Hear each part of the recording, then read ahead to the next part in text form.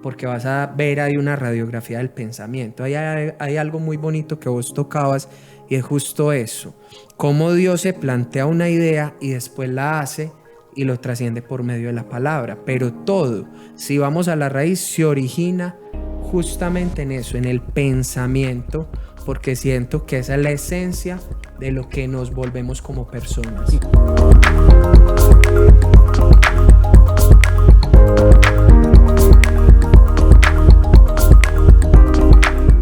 Hola familia CJ Radio, bienvenidos a otro episodio de El Mensaje. Qué bueno tenerlos a ustedes, nuestra familia, en este nuevo episodio.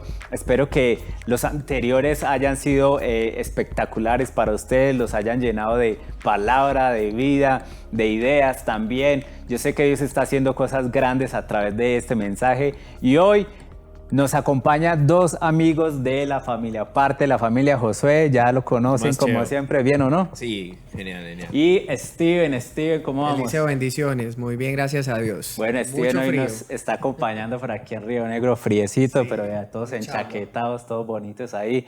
Gracias por acompañarnos. Y hoy vamos a hablar de un tema que la verdad me fascina mucho, porque creo que es de mucha trascendencia para el cristiano, y es el tema de los pensamientos. ¿Sí? Los pensamientos, y vamos a iniciar con la palabra de Dios que dice Romanos 12:2, en mi traducción dice: dejen que Dios les transforme los pensamientos y los convierta en unas nuevas personas al cambiarles la manera de pensar. ¿Qué tan importantes son los pensamientos para un cristiano? No solamente para un cristiano, sino para una persona del común, que todos los días nos enfrentamos a desafíos que nos llevan a pensar, creo que lo equivocado. Creo que vivimos en un mundo quebrado, y en un mundo quebrado simplemente hay muchos mensajes que llegan a nuestra vida y se quedan dando vueltas en nuestra mente.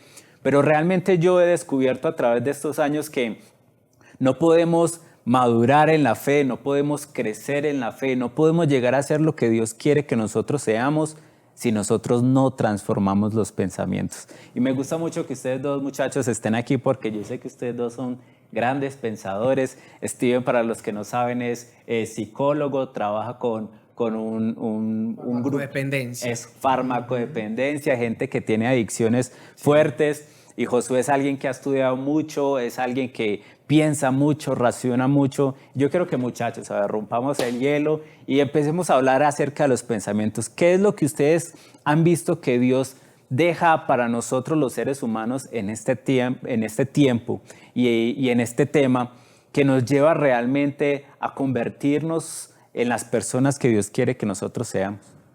Bueno, mira, yo siento que referente a este asunto hay algo que a mí me suena mucho. Hay una canción de una banda que me gusta mucho que dice "Somos lo que hacemos". Ahí va uno madurando una idea de un asunto que yo trabajo mucho con mis pacientes. Yo trabajo en farmacodependencia y con personas con enfermedades mentales, y trabajo mucho ese asunto de analizar justamente la conducta, pero la conducta tiene un origen. El ser humano es un ser muy complejo, eso siento yo, pues, que somos supremamente complejos, difíciles.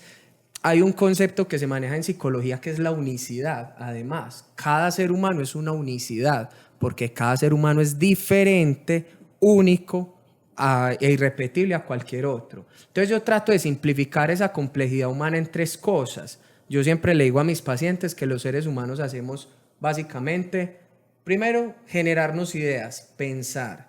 Segundo, algo que nos identifica como seres humanos y yo creo que nos diferencia de cualquier otra especie, es que tenemos un lenguaje profundo y abstracto. Hay otros seres y otros animales que tienen un lenguaje simple, pero nosotros tenemos un lenguaje abstracto. Y tercero, lo que hacemos es justamente generar conductas o acciones que nos identifican. ¿Todo dónde se origina? En el pensamiento, en las ideas. Entonces, si somos lo que hacemos, eso que hacemos es producto de lo que pensamos. Entonces siento que es un tema no solo para el cristiano, sino para todos. Súper profundo. Hay algo que yo pienso y que hemos visto, es que antes de iniciar a la raíz, que son los pensamientos, tenemos que conocer cómo Dios nos creó a nosotros. O sea, vos lo acabas de decir, los alemanes tienen formas de comunicarse muy simples y nosotros somos diferentes, nosotros tenemos esa capacidad de pensar. En un episodio pasado justamente José nos estaba hablando de eso y primero tenemos que conocer primero quiénes somos, cómo Dios nos hizo complejamente, químicamente, relacionalmente, para nosotros poder después empezar a trabajar en nuestros pensamientos.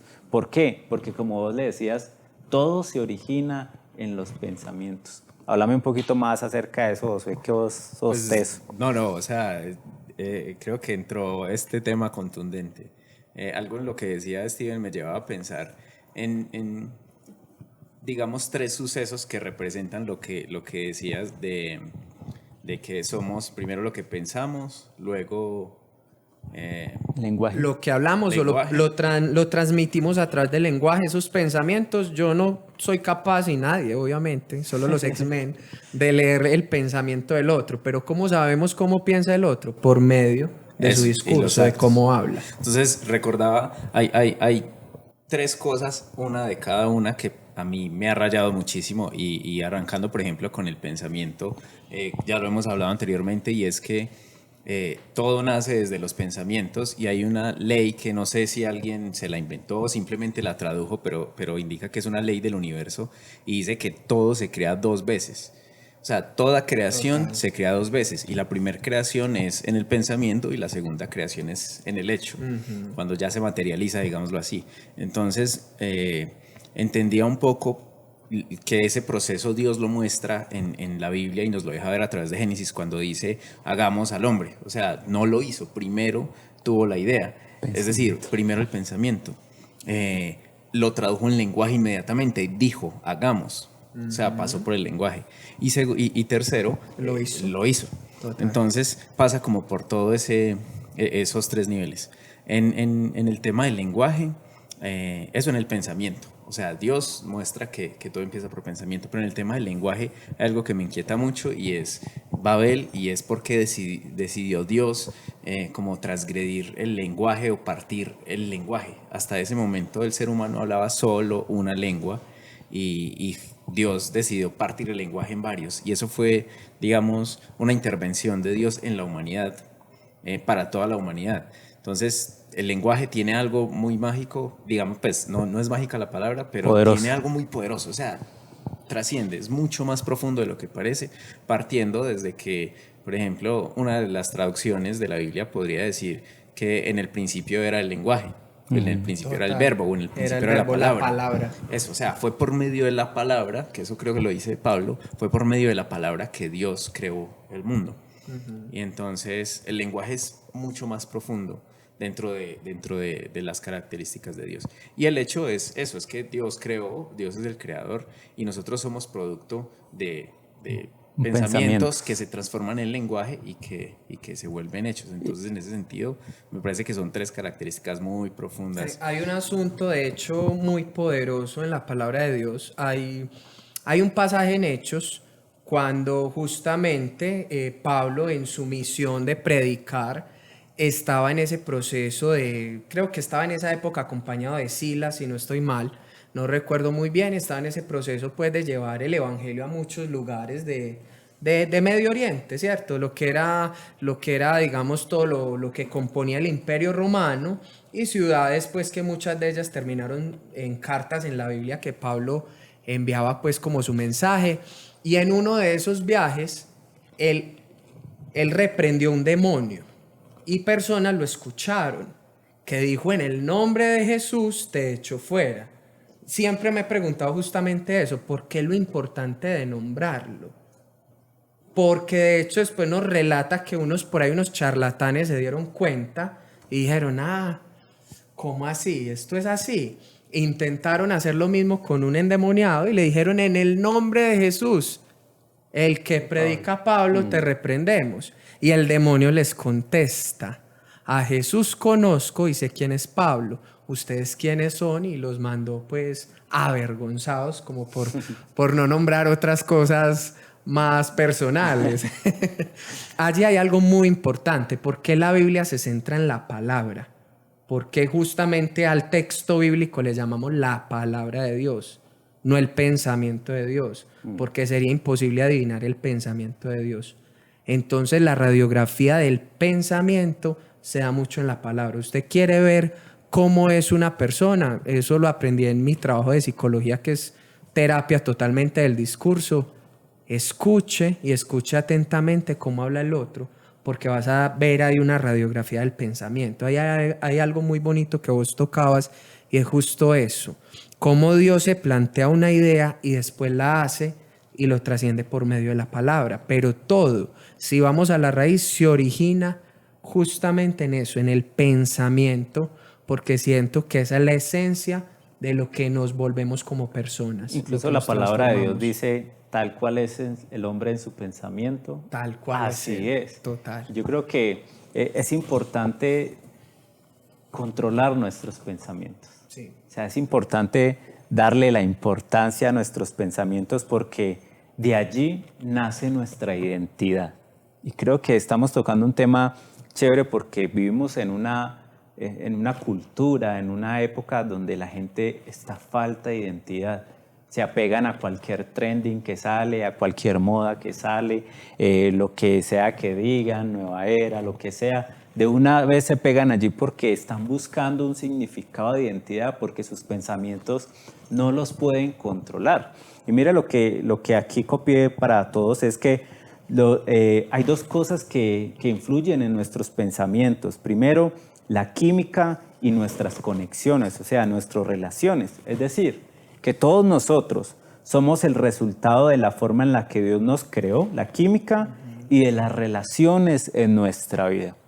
De allí yo creo que es muy importante mirar bien con quién nos estamos rodeando, porque cada persona con la que nosotros nos rodeamos tira a nosotros ideas, que esas ideas pueden cultivarse en un pensamiento en nosotros y lo que hace después es que trascienden a nuestra identidad. Nos volvemos esas cosas.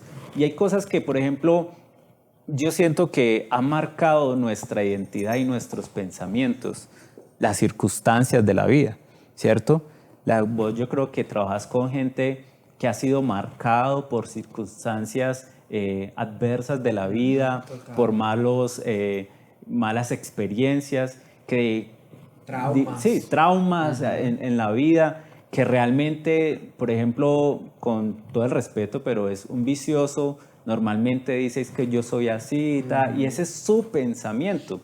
Y cuando nosotros, y esto a mí me parece fascinante lo que dice la palabra de Dios, que cuando nosotros llegamos a Jesús, Él pide que nosotros nos arrepintamos. Pero la palabra arrepentimiento en el original es cambiar mi forma de pensar. O sea, arrepentirme no es llegar ahí a la iglesia y llorar, o en una convención, en un campamento, escuchando una canción. Eso no es arrepentirnos. Arrepentirnos es cambiar mi manera de pensar. De hecho, Eliseo, estaba mirando el texto que leíste en versión Dios habla hoy. Es una versión que me gusta mucho. Siento que leer la Biblia y mirarla desde diferentes versiones y diferentes perspectivas, mirar esas palabras en otro tipo de lenguaje, da muchas luces. Y en versión Dios habla hoy, que es una versión que me gusta mucho, dice algo al respecto de lo que vos manifiestas, que creo que es más, clarifica mucho más la idea. Dice, no vivan ya según los criterios del tiempo presente, al contrario, cambien su manera de pensar para que así cambie su manera de vivir. Y por medio de esta forma lleguen a conocer la voluntad de Dios, es decir, lo que es bueno, lo que es grato, lo que es perfecto. Me parece esto supremamente diciente porque Directo. si yo cambio mi manera de pensar, cambio mi manera de vivir. Mira que hay algo que a mí, por ejemplo, me inquieta ahora que tocan ese tema y me inquieta muy profundamente, pues así que lo converso con ustedes porque sé que son profundos y una de esas cosas que me ha inquietado muchísimo es el tema del libre albedrío. Me ha inquietado es porque yo sé que hay muchas religiones y muchos pensamientos y filosofías que llevan a pensar, por ejemplo, que somos producto de una evolución. Entonces, en ese sentido, el libre albedrío no tiene, digamos, como un papel de pronto tan preponderante como sí lo tiene el pensamiento cristiano. Y es que parte de de la razón de que Dios nos creó con una capacidad de decidir. Entonces, a mí me inquieta muchísimo es porque yo pienso que ese es un poder que Dios nos dio a nosotros, que es un poder, digámoslo así, tan grande que ni Dios mismo puede transgredir. Es decir, es un poder que en nosotros es tan grande que ni Dios es capaz de meterse, no porque sus posibilidades estén, sino porque Él así decidió hacerlo. Entonces, eso lo estableció. Entonces, a mí me parece abrumador es porque cuando yo pienso, ok, yo tengo libre albedrío, significa que hay decisiones que yo puedo tomar, por lo menos desde mi pensamiento, que Dios no tiene el poder para meterse ahí porque así lo estableció. Significa que en ese terreno, en mis pensamientos, yo tengo un poder que limita a Dios. Yo puedo decirle, vea, de aquí usted no pase. Y por más Dios que sea, no puede pasar de ahí, porque sería romper una ley que le estableció. Entonces, me parece abrumador es porque si yo tengo tal poder, ¿qué hago yo con ese poder? O sea, es demasiado poderoso. Yo puedo decirle a Dios hasta dónde entra o hasta dónde no entra en mi vida y en mis pensamientos. Entonces, es un poder que incluso trasciende a la influencia de Dios. Entonces, a mí me inquietas porque, ¿qué hago yo con ese poder? O sea, yo puedo elegir qué pienso.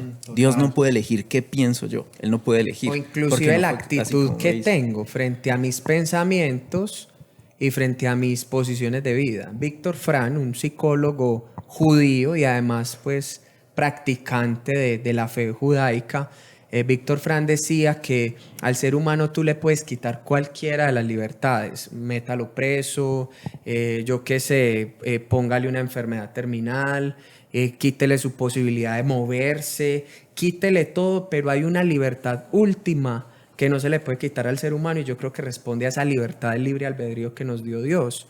La libertad última es la actitud que yo tenga frente al problema. O sea, me pueden quitar todo, pero esa actitud es una elección personal mía. Mira que esa es la palabra, actitud. Hay alguien que le da esa palabra y lo simplifica de una forma. Él dice, entre cada estímulo y la reacción que yo doy a ese estímulo, hay un espacio. Entonces yo tengo un estímulo y una reacción, pero en ese espacio yo puedo elegir mi actitud. Soy yo quien elige cómo reaccionar a eso. Entonces, teniendo en cuenta que es un poder tan grande que ni Dios se mete ahí, yo digo, ok, cuando soy consciente de ese nivel de poder, yo no tengo nada más que hacer que decir, Dios, ayúdeme a saber qué es lo que tengo que hacer con mi pensamiento. Porque yo tengo el poder de elegir qué entra y qué no entra, pero yo puedo dejar que mi pensamiento sea esclavo de otras cosas. Total. Entonces ahí es donde yo comprendo que Dios es el único que puede darme la libertad de que yo decida sobre mis pensamientos, porque cuando habla de que se es esclavo del pecado, lo que sucede es que cuando yo entro en el ciclo del pecado, yo pierdo la libertad de elegir mis pensamientos y quedo preso de pensamientos que yo no elijo. Son pensamientos que constantemente están visitando mi mente y yo ya no los quiero tener, pero ellos siguen. Un trauma, por ejemplo, es algo de eso. Entonces, encuentro que Dios es el único que libera la mente de todas esas cosas que yo no quiero tener para que yo elija qué cosas tener. De hecho, hay una cosita y es el hecho de cómo libero mi mente. Porque la mente se vuelve una cárcel. Así y cuando se han vivido traumas, yo qué sé, abusos sexuales, abusos físicos, maltratos, violencia, porque el padre llega borracho todos los días a golpear a la madre y el niño está creciendo en eso, ¿cómo se libera? La palabra de Dios dice, justamente porque yo creo que hay una mente más poderosa que la mía, la mente de Dios, la mente de Cristo. Y la palabra de Dios dice que cuando llevo todos mis pensamientos cautivos a la palabra de Dios delante de Cristo, ahí es donde hay libertad. Hace poco enseñé un poco de eso. Me gustó mucho porque, como yo les he dicho, muchas veces no entiendo lo que dice la Biblia, pero mirando las versiones, mirando más a fondo, me encuentro con los ejemplos. Y en el original de esa palabra de cautivo era como lo hacían en la antigüedad, ¿cierto? ¿Cierto? Y era que yo me lo llevo, pero con la espada. O sea, yo lo amarro, pero hágale, ¿cierto? ¿Y cuál es nuestra espada en este momento? Que yo llevo cautivo, ¿sí?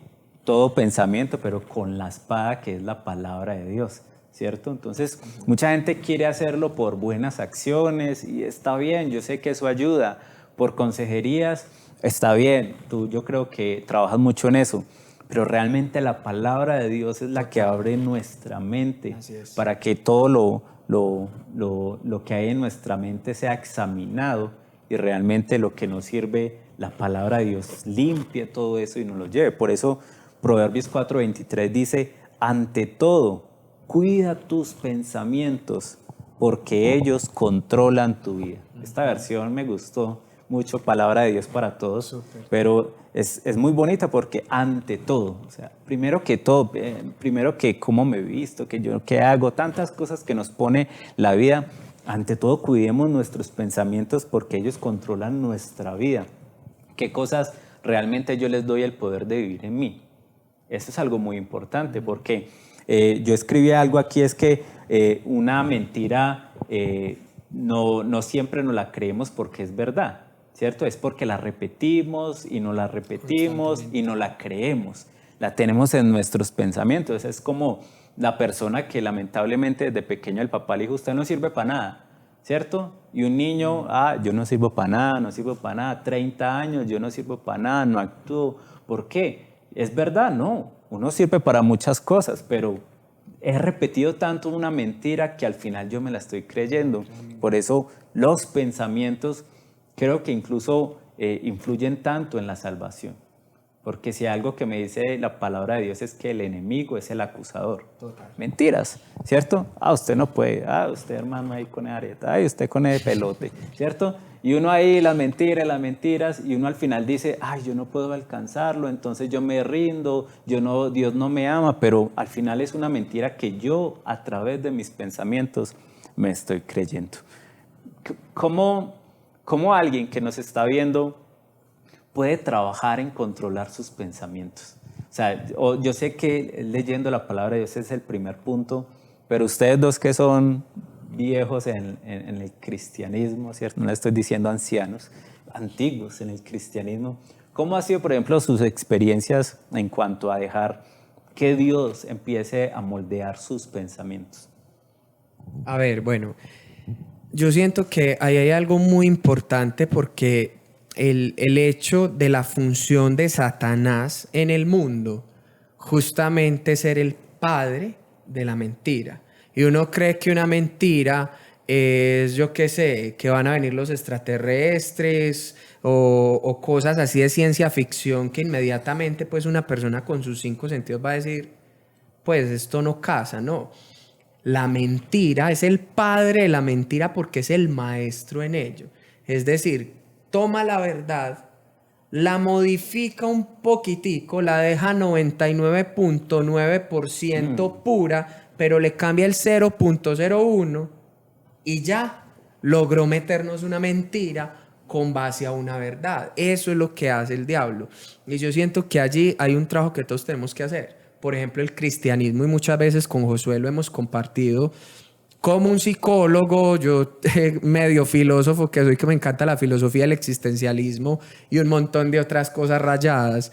¿Cómo termino yo volviéndome cristiano o acercándome a Cristo? A pesar de que fui criado en un hogar cristiano, sí, digámoslo así, en una iglesia tradicional, con una fe muy linda que me sirvió para tener bases, en algún momento como que tomé decisiones diferentes. Y en algún momento esas mentiras también hicieron mella en mí. No, yo no puedo, Dios no me ama así, me alejé. Y empiezan esas crisis existenciales y yo siento que la forma de uno empezar a trabajar esos pensamientos es un asunto actitudinal. Empezamos por ahí, es decir, sí, cuando yo vuelvo a la cruz y cuando yo veo el mensaje de salvación tan poderoso, porque el evangelio no es un mensaje de terror o es un mensaje aburridor, es la mejor noticia que se le puede contar a la humanidad. ¿Y cuál es? El Dios todopoderoso que ni los cielos lo pueden contener se hizo hombre.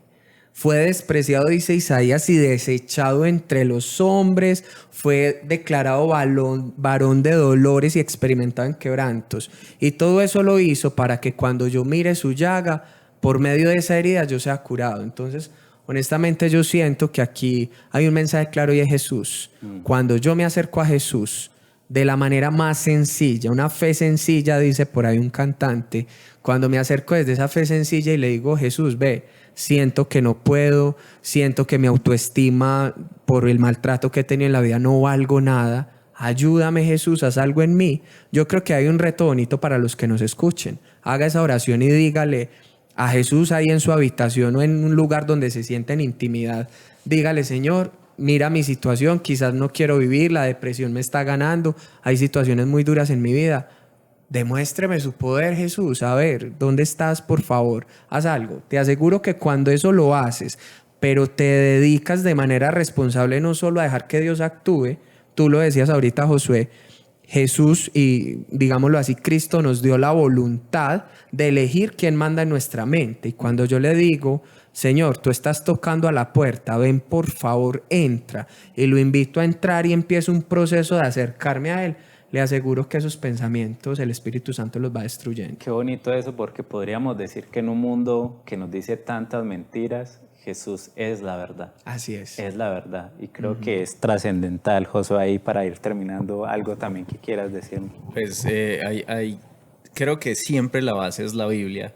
Y yo sé que se puede volver cliché el hecho de que como cristianos digamos que es la Biblia y decimos que es la Biblia porque lo hemos escuchado toda la vida de que es la Biblia, pero hay un trasfondo racional que nos lleva a pensar que la Biblia es la forma en que Dios limpia nuestra mente. Y es que científicamente o neurocientíficamente nuestra mente piensa lo que nosotros le damos. Total. Es decir, nuestra mente toma los pensamientos de lo que vos decías ahora, de las vivencias, de las experiencias. Entonces, en ese sentido, digamos, a nivel práctico, ¿qué es lo que yo creo que podríamos hacer constantemente para limpiar nuestros pensamientos? Partiendo desde que cuando nosotros caímos como humanidad en pecado, perdimos ese libre albedrío y por eso es que somos esclavos del pecado. Como dice Pablo, yo hago lo que no quiero hacer, yo quiero dejar el cigarrillo pero no soy capaz, significa que yo estoy siendo esclavo. Un cigarrillo a mí no me esclaviza, soy yo mismo el que me estoy esclavizando por eso, pero eso es lo que es el pecado, yo pierdo mi libertad de elección, pierdo mi libre albedrío. Entonces lo que hace Jesús con la salvación es primero que todo evitarnos la condenación, eso es todo, pero Él tiene un trabajo que empieza a perfeccionarse y es que empieza a trabajar en nuestra mente. Entonces cuando uno le dice al Señor, venga a mi vida, yo quiero experimentarlo a usted, así como en algún momento experimenté quizá o las drogas o tantas cosas, yo quiero experimentarlo a usted. Jesús lo que hace es que comienza a limpiar la mente y comienza a devolvernos la capacidad de elegir. Entonces ya yo puedo elegir el bien y puedo dejar las cosas que yo quiero dejar, que sé que no me hacen bien. Entonces, en ese sentido, de nuevo, Jesús y la palabra es trascendental. Racionalmente estamos hablando y no estamos hablando como cristianos. Y a nivel, digamos, lo del día a día, hay algo que es demasiado trascendental que tocamos en el podcast anterior y es las personas de las que me rodeo, la comunidad. En algún momento escuché decir a Eliseo Duarte que solo Jesús salva, pero Jesús no salva solo. Es decir, Jesús salva a través de otras personas. Esa es la forma en que Él ha establecido su reino. Entonces, escuchaba a otra persona que decía que somos el promedio de las 6 personas de las que nos rodeamos. Entonces, en ejemplo, mi energía vital o mi estado de ánimo es un promedio de las 6 personas de las que me rodeo. Si yo me rodeo de 6 personas que están todo el tiempo deprimidas o que se creen las mentiras que le han dicho el enemigo, es muy posible que yo tenga ese nivel de depresión. Y si yo me rodeo de 6 personas que todo el tiempo están exultantes por la vida, con fe, con ánimo, siempre quieren algo más para sus vidas, siempre están queriendo mejorar, es muy probable que yo me vuelva a eso.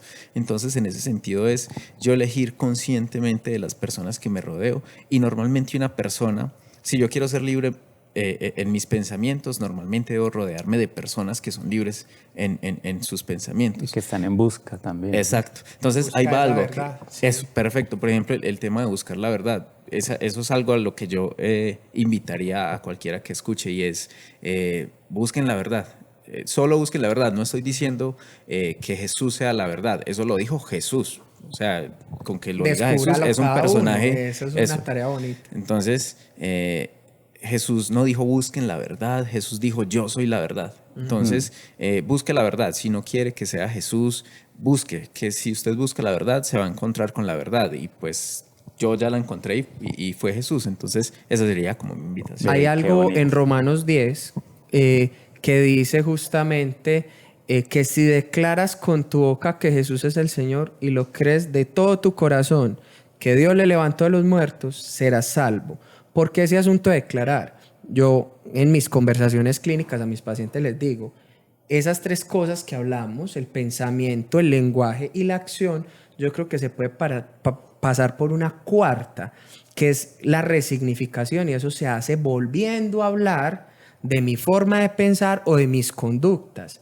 Por eso la Biblia es tan enfática en declarar, porque cuando usted declara con su pensamiento y con su palabra, le declara desde el corazón y dice: Jesús, yo te acepto como mi Señor y Salvador, ven, haz algo en mi vida, y lo estás declarando audiblemente.